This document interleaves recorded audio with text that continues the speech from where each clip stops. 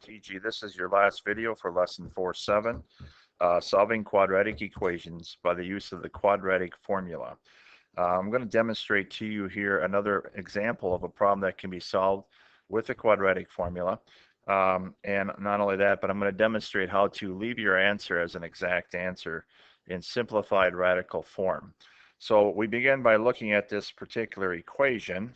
It doesn't necessarily look like a quadratic equation until we distribute the 2x and the x and the 2x and the minus 1.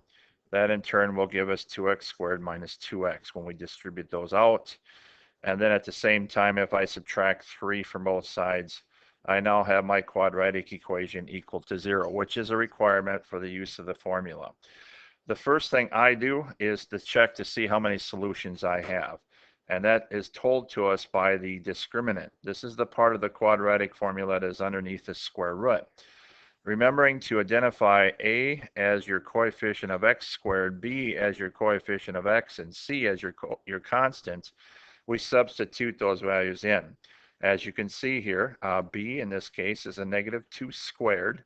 For those of you that use a calculator for this, if you have an 83 or 84, make sure you put parentheses. But if you use a calculator, hopefully you don't have to. Minus 4 times 2 times C, which is negative 3. Again, we're evaluating the discriminant just to see if there's a solution or not. Remember, there's either 1, 2, or no solutions. So we end up with 4 minus a negative 24. Let's see, 8 times negative 3 is negative 24. And then it's plus a positive becomes 28. So I've discovered that there are 2 solutions. And what we're going to do is find those 2 solutions, and we're going to express those answers as exact answers. So here's how we do that. We take the quadratic formula, which is minus b. Now minus b, in this case, b is already negative, so we end up with 2 negatives minus a negative 2 plus a minus. Remember, that just simply means that we're going to run through this first with a plus and then the second time with a minus.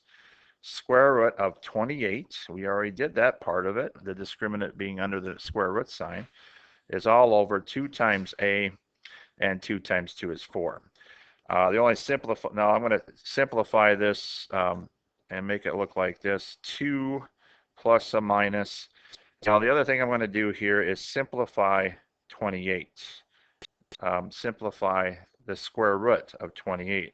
Now hopefully you remember doing this from earlier days, but what you do with the square root of 28 is you break it down as 4 times 7. 4 is a perfect square factor of 28 that can be factored out. And we then take the square root of 4, which is 2, and that 7 remains underneath the square root sign.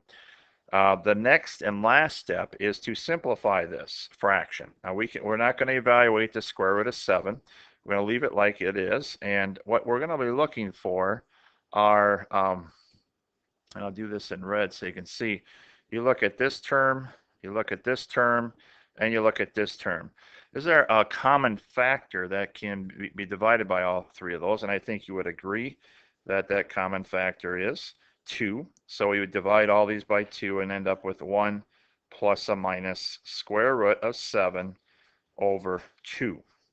That, folks, is your simplified version of the exact radical form of this answer, and it's an acceptable answer, and it allows you to prevents you from having to round your answers. Now, also, I've provided you on your note sheet an example from the book. It's already done for you. I just wanted to demonstrate to you that sometimes when we do this simplifying, as you can see here, 33 was our discriminant, so we knew we had 2 solutions, but there are no factors of 33. So you just leave it. So you end up with 2 answers, 1 plus a minus square root of 33 over 4. It's okay just to leave it like that. If you wanted to change it to a decimal, you could. You could take the square root of 33, take 1 plus that value divided by 4, and 1 minus that value divided by 4. But if I ask you to give me an exact answer, it is not necessary. So hopefully this wraps up this section. Hopefully it was easy for you because you've already had this in Algebra 1, and good luck with this lesson.